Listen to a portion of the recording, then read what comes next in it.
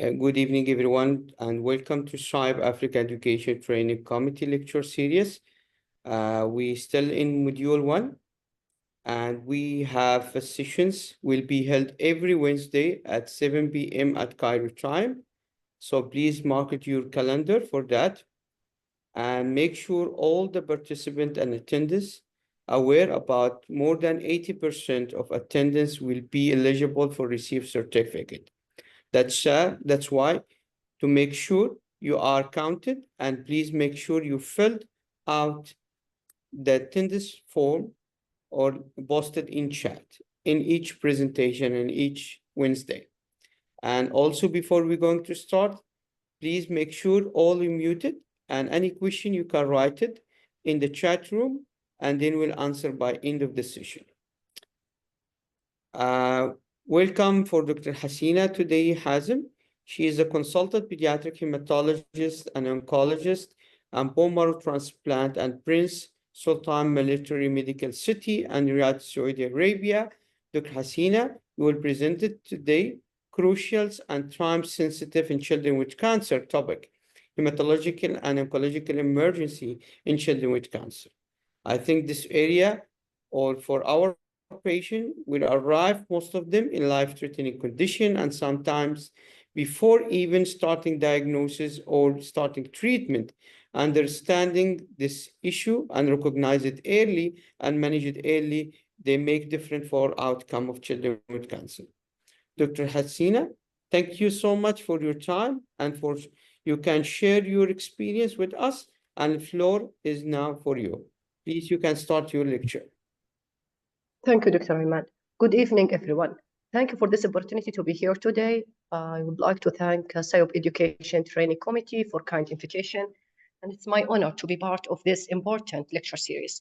This is Dr. Hasna Hamzi, Pediatric Hematology Oncology BMT Consultant from Prince Sultan Military Medical City, Riyadh, Saudi Arabia, and I will be talking today about one of the basic subject, but in the same time, it is really crucial, and all of us encounter during our work since we start, which is oncology emergency.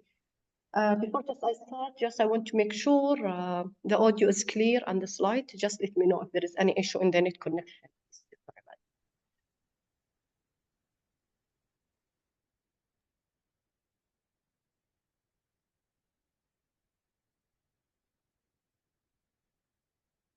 In this presentation,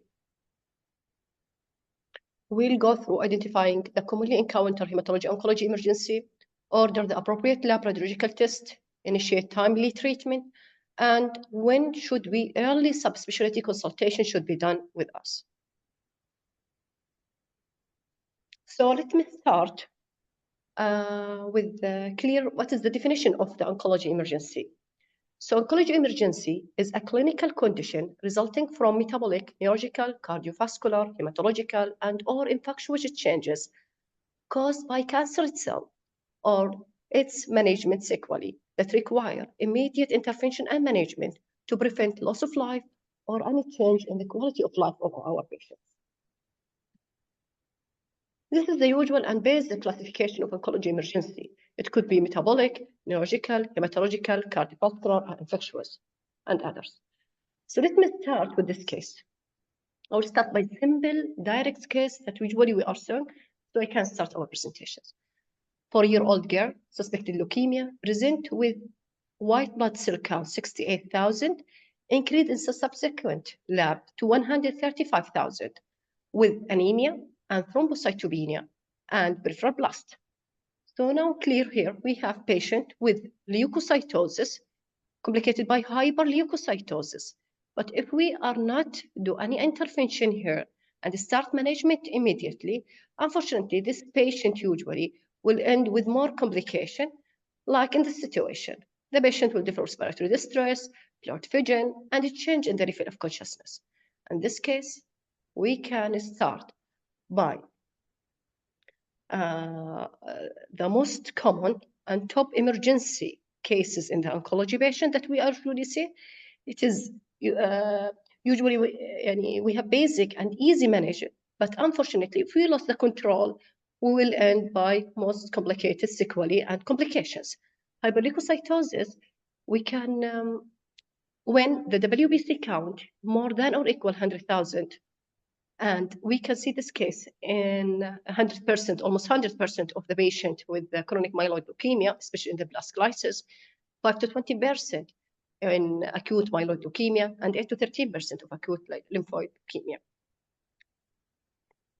Unfortunately, it's complicated and associated with early morbidity and mortality, especially in the lung, neurological, and metabolic complications. In 5 to 20% of patients with acute leukemia, we find hyperleukocytosis with complication. Also, the other serious issue with hyperleukocytosis is leukostasis and hyperviscosity and inflammation that really related to the pro-inflammatory cytokine released by leukemic cells lysis. When we go through the management and approach of management of hyperleukocytosis, the first step and the most crucial part of management is hyperhydration. And it is really the cornerstone in the management of hyperleukocytosis. It improves the blood flow, improves the viscosity, and decrease the sequelae and complications like tumor lysis syndrome and others. Alongside with hyperhydration, we will focus on prevention of tumor lysis syndrome. We will focus on prevention of coagulopathy. And as with the patient is stabilized, we can start cytoreduction. Hyperhydration, as I mentioned before, it is the cornerstone of management.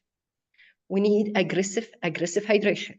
2 to 3 liters per meter square per day. We can reach 4 liters per meter square and more, as the patient is doing fine and accept the fluid. So we have to keep in consideration the patient age and condition, especially the cardiac and renal insult. Otherwise, we continue. Most of the patient will improve with aggressive hydration. With hydration, we have to use balanced isotonic solutions. We have to avoid any potassium or phosphorus to be added in the IV fluid. Beside the hydrations, at the same time, I have to follow up coagulation profile. I have to do regular VT, PTT, fibrinogen lipid, and follow up the patient clinically if any sign or symptoms of bleeding. Because some patients, they will develop DIC because of high cell turnovers and release of tissue factor that aggravate and trigger the factor 7. And usually it is more and obvious in cases of tumor lysis syndrome and acute myeloid leukemia, especially in 4 M5 and M3. If there is any issue with this patient, I have to manage the patient with regular platelet transfusions, keep the platelet above 20, except if the patient has bleeding or the patient has febrile or critically sick, I have to maintain the platelet above 50. Give FFB and fibrinogen if the patient needed. If the patient diagnosed to have ABL or suspected ABL, I can start ATRA immediately. When we stabilize the patients and continue the hyperhydration and regular monitoring and follow-up, we can start cytoreduction. Cytoreduction could be achieved by steroid, could be achieved by induction chemotherapy, by low-dose chemotherapy, or in special cases and situations, we can use leukapheresis. Leukapheresis is a procedure that involves withdrawal of circulating blood cells from the body and re-infusion of leukocytes or plasma. The aim and goal of this management to reduce the peripheral WBC and limiting the severity and complication of other sequelae like tumor lysis syndrome and DIC. Usually, we keep the leukapheresis in special and limited cases as we can. If the patient not improving with hyperhydrations and other monitoring or chemotherapy, not stable to do chemotherapy, and the WBC count is high, reach more than 400 in acute lymphoblastic leukemia, and we have to keep low threshold in acute myeloid leukemia more than 100, regardless the count. If any patient have leukostasis and symptomatic end organ damage, either CNS, lung, kidney, visual changes, I have to start leukapheresis regardless the count. It can be started in any patient in any age with providing good access, rigid and large diameter catheter, and keep in consideration there is a risk. If we start leukapheresis, there is a risk to delay the start the definitive chemotherapy. The patient will be at risk of line-associated sepsis, transfusion reaction, hypocalcemia, and blood loss. We can do leukapheresis in different ways. It could be continued or intermittent. It could be manual or machine. In manual, it could be whole blood or partial according to the case. case by case according to the clinical providers. In manual, if the patient is unstable, I will use manual so I can control it better than machine. Also, in case if there's the resources is not available in the center, we can calculate the total blood volume with weight in kg multiply 80 ml per kg. Then calculate the exchange volume. It is 1 to 1.5 of total body volume, blood volume. Then remove blood 10-15 cc per kg each time, exchange with equal volume, either normal saline, albumin, FFP, according to the situations. We can use also ACD, and we can continue the cycle and repeat it until we reach the desired WBC count. Or if the patient became asymptomatic and stable, I can stop. At the same time, I have to have close observation for our patient. Better to be in pediatric ICU under close monitoring of vital signs for any risk of bleeding, level of consciousness, and regular CBC, coagulation profile, blood gas, and electrolyte. Automated apheresis or machine-based apheresis. It can be done in more stable patients if it is available in the center and there is a technician specialized in the blood. Use double Human line, calculate total blood volume as I mentioned before, then calculate exchange volume with more 1.5 to 2 of total blood volume.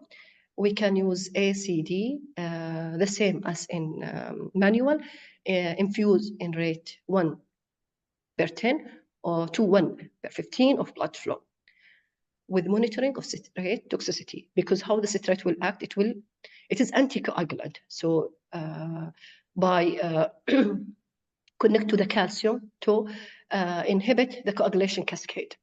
So by connection and to the calcium, it will cause secondary hypocalcemia, sometimes very severe, and patient becomes symptomatic. Better in pediatrics, prefer to start calcium gluconate 10%. We can use in the same time 0.5 to 1 ml per kg per hour of calcium gluconate 10%, which almost equal 45 to 90 milligram per kg per hour. And the process will take 2 to 4 hours. Usually it will reduce 30 to 60% of WBC per sessions, and we can repeat if needed.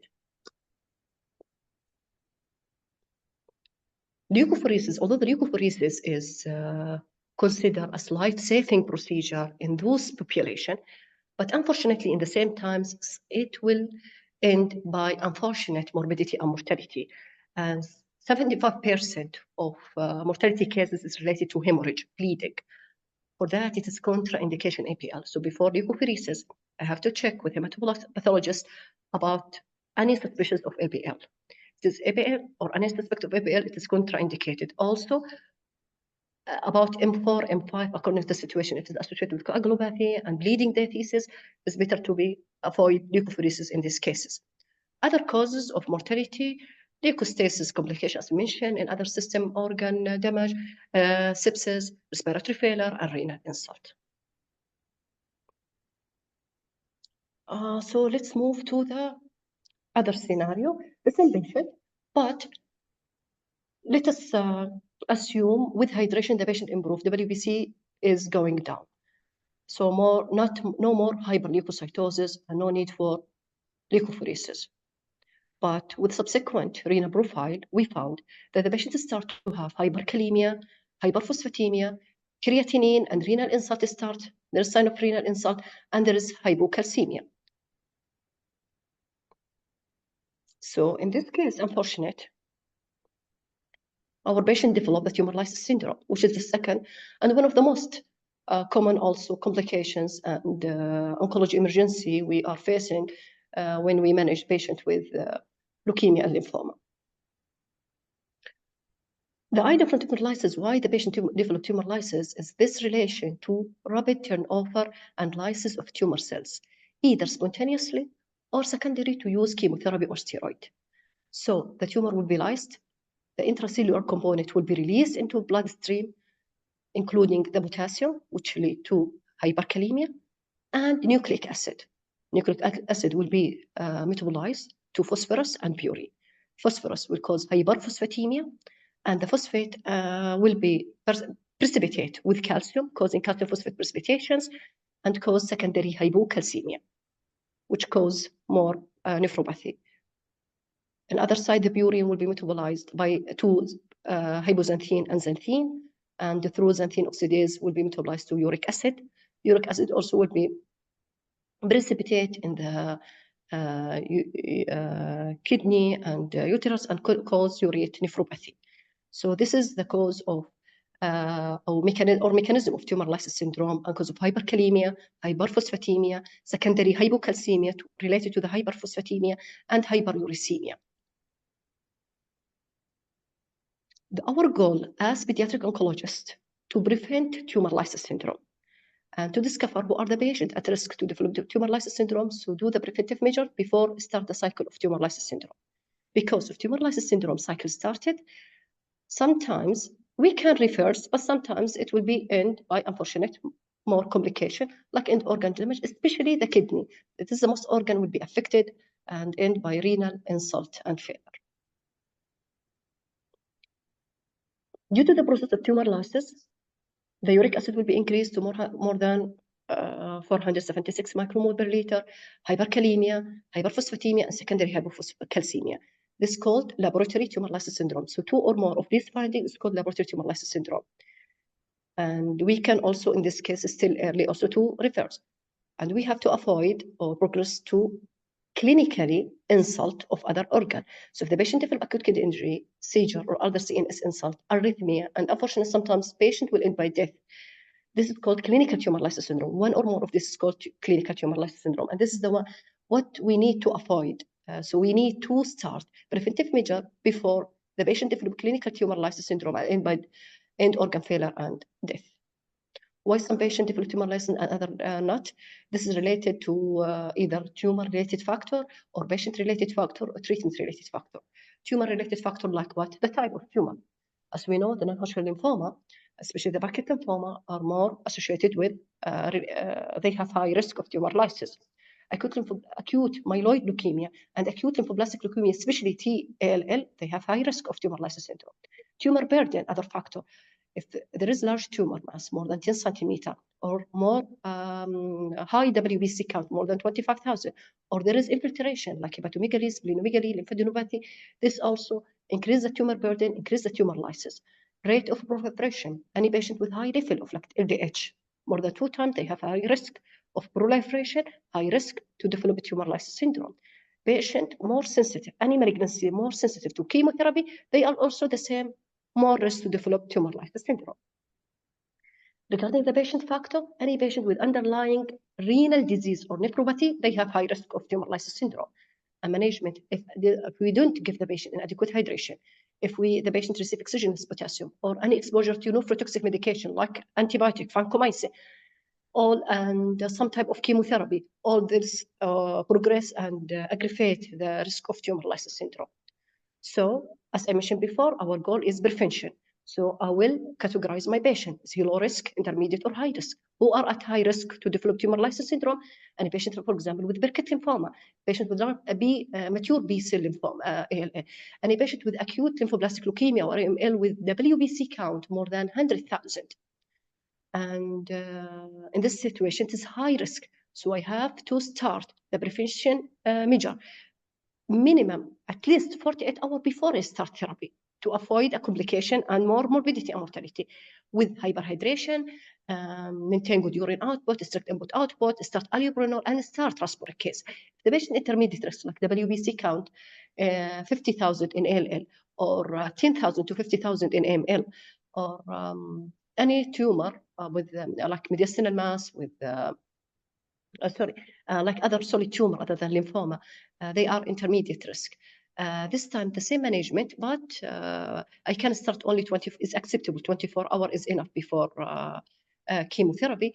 I use allopurinol. No need to use rasburicase unless the patient has evidence of hyperuricemia.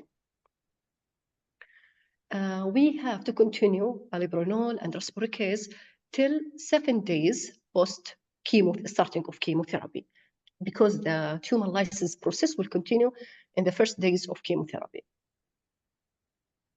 So I do the prevention measure, but unfortunately the patient developed tumor lysis syndrome, although I do all preventive measure. Now I have to start the management. I will not go in details for the time being, but for example, in hyperkalemia, more than 6, I will give oral or rectal sodium polystyrene sulfonate. But if the patient becomes more than 7, hyperkalemia, I have to start calcium gluconate to protect the heart. I have to start regular insulin, Ventolin, sodium bicarb, but I have to avoid, don't give calcium at the same time to avoid precipitations. If it's severe hyperkalemia, I refer the patient to ICU and nephro team to start dialysis sometimes. In hyperuricemia, the same management, allopurinol and rasburicase. Allopurinol, it is preventive, but rasburicase is the one will help to remove the excess uric acid. Hyperphosphatemia, I will start phosphate binder, but if this is high, not respond to phosphate binder, I have to also start dialysis. Secondary hypocalcemia, no need to treat. If the hyperphosphatemia is improving, the hypocalcemia will improve by itself. But if the patient becomes symptomatic, at that time, I can start calcium gluconate 20 to 100 milligram per kg with continuing ECG monitor. The patient starts tumor lysis syndrome, better to contact pediatric ICU and keep the patient under close monitoring.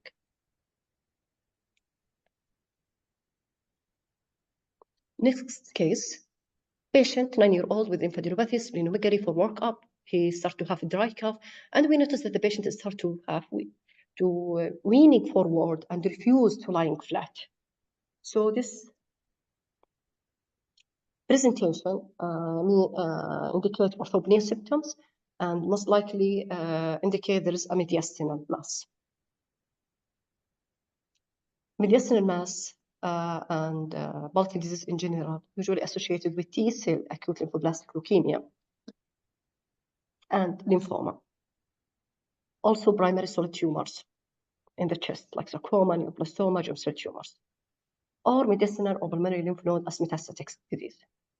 The issue with mediastinal mass that it will cause compression of trachea and main stem bronchi. But the more serious issue, not the compression of airway, because the compression can do intubations and save our patient. The issue of the obstruction, mediastinal mass, is very low. So I have to discuss with the radiologist and check what's the location of mediastinal mass. The issue of this low means even the emergency airway intervention, like intubation, tracheostomy, it will not relieve the obstruction and we can lose the patient. So we have to discuss with the pediatric ICU, anesthesia, and sometimes cardiologist for bypass management. We try to keep our patient awake, avoid any sedation.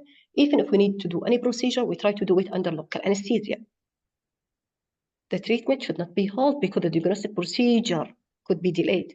So if the patient at risk and symptomatic, I can start steroid and initiate it immediately with good dose, 40 milligram per meter square per day, and try to do the procedure as I can. So I have to manage our patient to avoid more complication and losing our patient.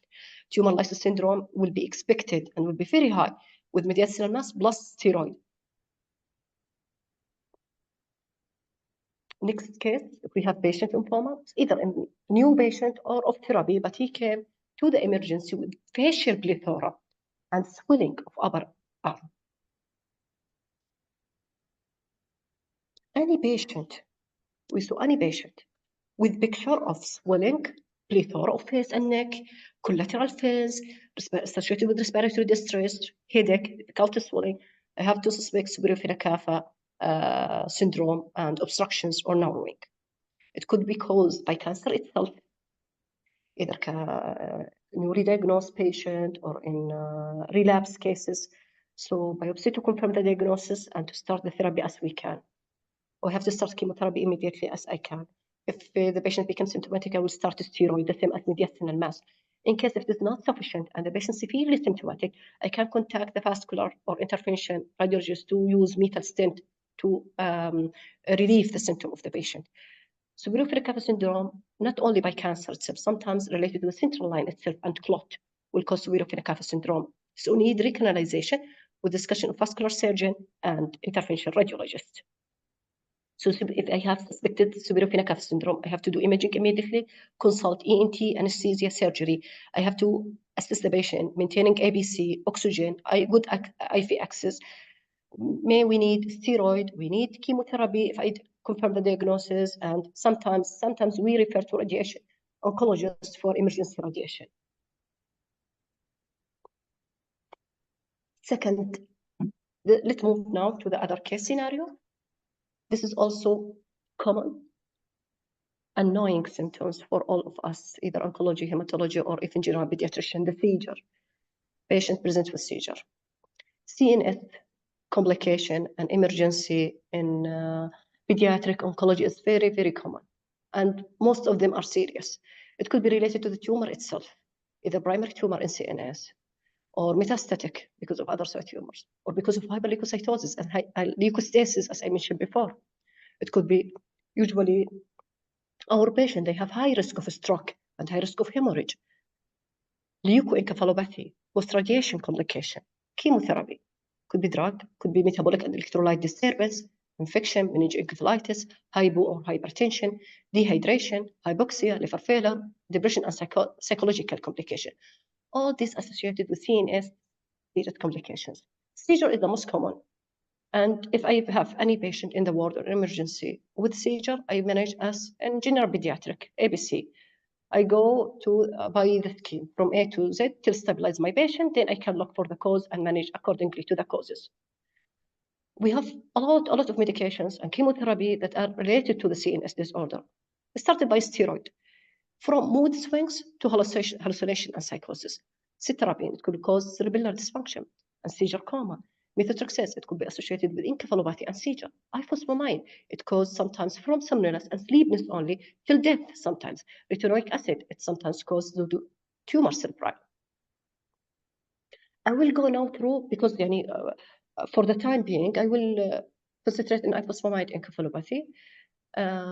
Although it is sometimes have benign course, it is reversible sometimes, but in rare special situation end by mortality and morbidity. It affects to 30% of patients receive high dose of ifosfamide. Usually started by 12 to 48 hours from starting infusion, and disappear by 48 hours to 3 days almost after infusions. We have a lot of risk factors, but mainly the high dose from 3 to 5 grams per meter square,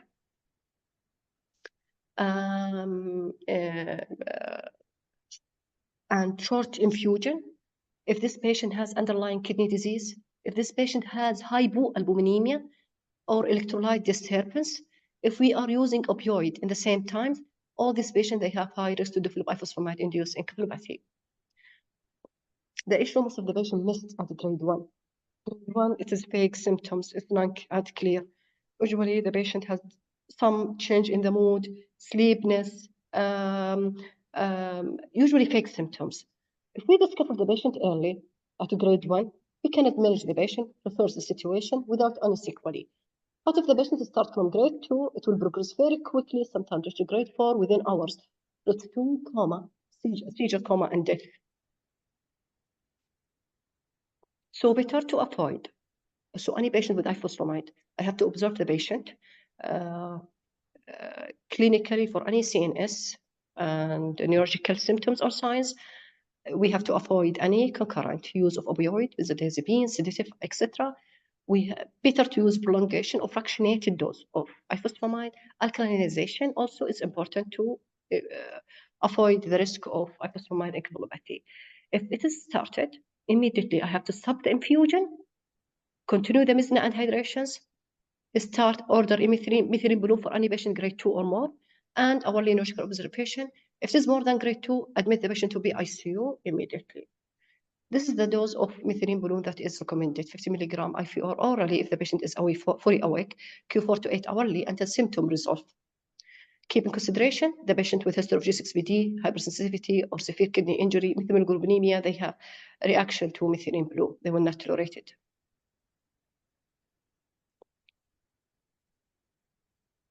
Other CNS issues, breast. I will not go in detail. Breast is a big topic, but we have to be aware about breast. It is posterior reversible encephalopathy syndrome. It can, in imaging by MRI, it found phasogenic edema, predominantly in the posterior brain area. It can present with a lot of presentations like hypertension, seizure, headache, change in the vision, nausea and vomiting, focal neurological, or even status epilepticus. It has a lot of risk factors associated in in pediatric oncology, like hypertension, renal disorders, some medications. So to manage and control breast, we have to control hypertension or any underlying disease like chemotherapy. If I know this chemotherapy is good related to the breast, I have to replace it. I have to maintain or manage the high ICP by raising the head 30-45 degree, maintaining normal oxemic, avoid hypercapnia.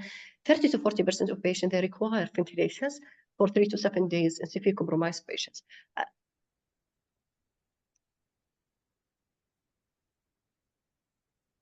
Other CNS, which is spinal CNS, if the patient has neuroblastoma, newly diagnosed, but have severe back pain, refuse to walk, and start urine incontinence, this is one of the serious complications, spinal cord compression.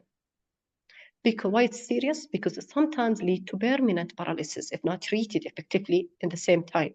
So time management, spinal cord compression is very crucial, is important. It could be related to the direct spread of tumor, extension of tumor through vertebral foramen. It's because of bony disease, sometimes primary spinal tumor or intraspinal metastatic, like sarcoma, neuroblastoma, lymphoma, and AML. Any patient with cancer who develop back pain should be considered to have a spinal cord compression until proven otherwise. Because most of the patients, 80% of them, they present only with back pain, only. Absent of weakness or sensory abnormality does not rule out the diagnosis of spinal cord compression. So if I have the patient and explain back pain, I have to order immediately MRI. It is crucial, it is serious, because if I miss the patient will end by irreversible paralysis. So I can start dexamethasone if I suspect, even before MRI. I will start dexamethasone 10 milligram per meter square, which is equal by 3 milligram per kg. BID, even I can use QDS 4 times for 2 weeks. 83% show improvement after dexamethasone. Also, decompression could be achieved other than dexamethasone by local radiotherapy. So I have to discuss with radiation oncologist, appropriate chemotherapy, and in some cases, if it is not beneficial and the patient is symptomatic, I can contact spinal surgery for intervention. Early detection equal excellent prognosis. The location of the tumor, the compression, if it is intradural, it is worse than extradural compression. The duration of the symptoms before start our treatment reflect also the prognosis. The type of disease, if it's lymphoma, they have best neurological outcome followed by soft tissue trauma. The worst are usually they are neural tumors.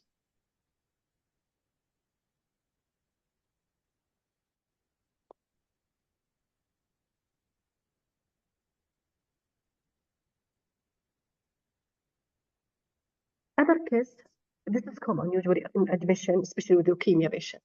Day 14 of induction, acute lymphoblastic leukemia, start to have fever, diarrhea, and abdominal pain. So GI complication and emergency widely in pediatric oncology patient. In general, regardless of this case, our patient, the oncology patient, they have risk of obstruction due to tumor itself or due to vincristine and narcotics that are used for pain. They have risk of GI hemorrhage, either upper or lower GI hemorrhage, symptomatic or asymptomatic. They have risk of infection, like typhlitis, perirectal abscess. They have risk of pancreatitis related to steroid, asparaginase, or infection itself or hemorrhage. The case I mentioned, most likely they have typhlitis, which is a bacteria related to the bacterial overgrowth in small and large intestine, especially in situation of neutropenia. It is equal necrotizing enterocolitis in neonate.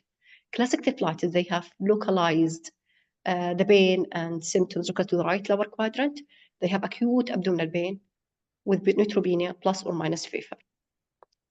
The issue with typhlitis, any patient develop typhlitis, they have risk to develop bacteremia and sepsis, risk of pneumatosis, which end sometimes by perforation, and GI bleeding. Early recognition, easy to be controlled if I recognize the patient early and start appropriate treatment to minimize these complications. So we have to keep the patient immediately MBO, no oral intake, with good nutritional support. I have to initiate appropriate antibiotic, like triple antibiotic to cover gram-positive and gram-negative anaerobic organism, with ID consultation. I have to assess for any possible surgical abdomen. I have to contact pediatric surgeon immediately, plus pain control. And observe the patient till the symptoms resolve. Other GI symptoms, sinusoidal obstructive syndrome. Although it's usually seen in post-transplant, but we cannot rule out in patients with chemotherapy alone. Some chemotherapy like cyclophosphamide, the patient post-radiation also associated with sinusoidal obstructive syndrome. So any patient with jaundice, increased bilirubin more than 2 milligram per deciliter, plus 2 of the following: pain for right upper quadrant, weight gain more than 5%, plus evidence of ascites. We have to suspect sinusoidal obstructive syndrome. Normal Doppler ultrasound not rule out SOS. So if clinically I suspect sinusoidal obstructive syndrome, I have to manage the patient immediately, restrict the hydration, use appropriate diuretics, and start difluprotide as I can.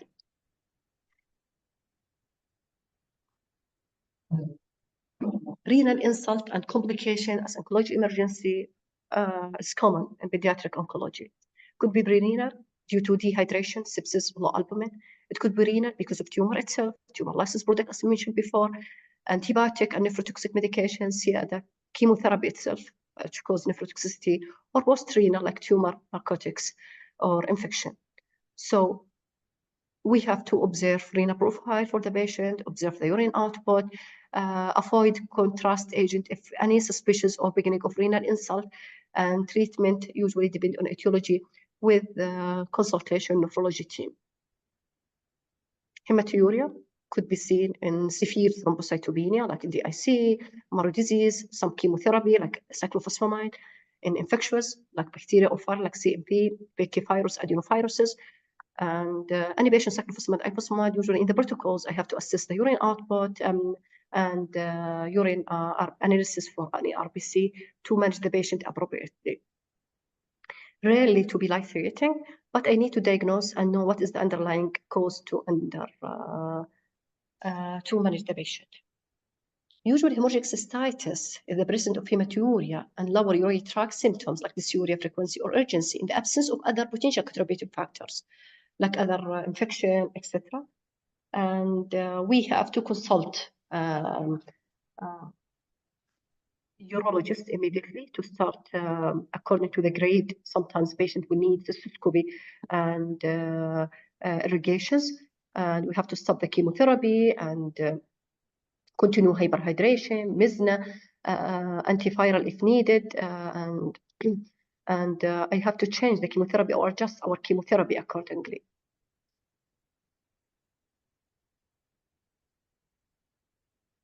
Hypertension also is common. I will not go through it in details. Other case, I think this is the last case I will finish with. A 3-year-old with brain germ cell tumor. She developed edema, and we notice rapid drop in sodium. It reached 127. This is common with what's called SIADA, syndrome of inappropriate antidiuretic hormone, usually associated with CNS infection, meningitis, tumor like primary tumor or metastatic tumor, and some chemotherapy like vincristine, cyclophosphamide, ifosfamide, and sometimes iatrogenic. We can diagnose the patient with endocrine team using a serum and urine osmolality and electrolyte, and the management depends on fluid restriction, slow correction of losses, and sometimes we need desmopressin or diuretics.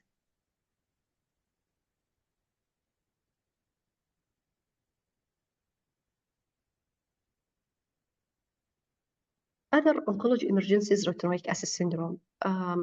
Most of our chemotherapy and medication associated with a lot of complications. Some medication are really serious, and some medication, but the most important, I have to be aware about the serious complication to follow up our patient.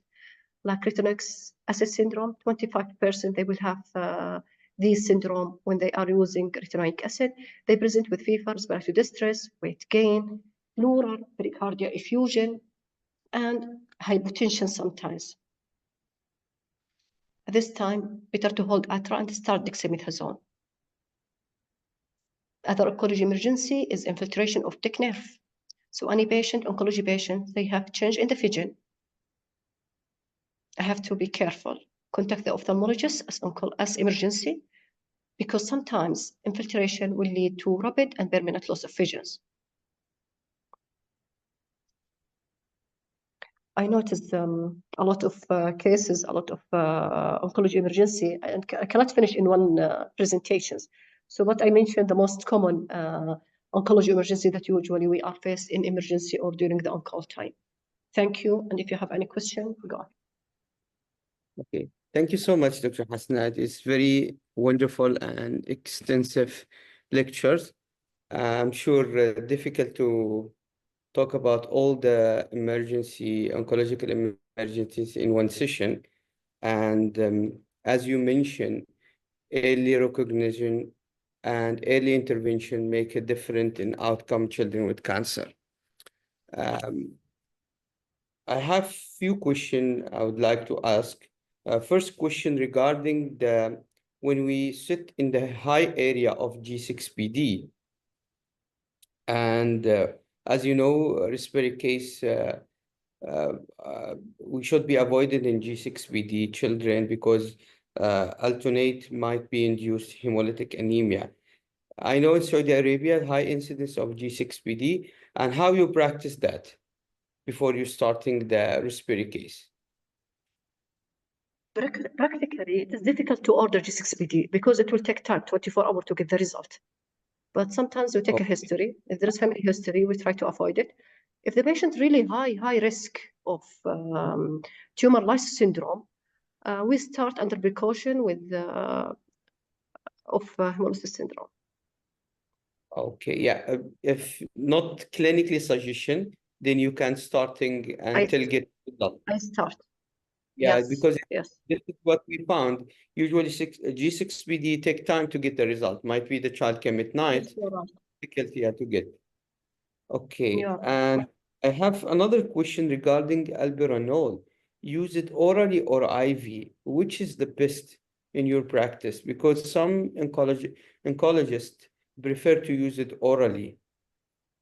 And there is any clinical evidence or better to use it orally or IV? Usually, practically, we are using orally unless the patient not stable clinically or refuse to take oral medication like vomiting or unstable in CNS. But for my knowledge, I have no answer. I don't have any evidence that the oral is better than IV. Okay, because if the patient is not stable, I use IV and is doing fine. Yeah, I found some protocol you prefer insisted to use it orally. Yes. That's why I'm asking the question. Oral. There is any difference and this is the practical. Usually, most of the patients we are using oral. Okay. If anyone can share experience or have any evidence, better to share with us. Please share. Good. We facing usually in lower income country.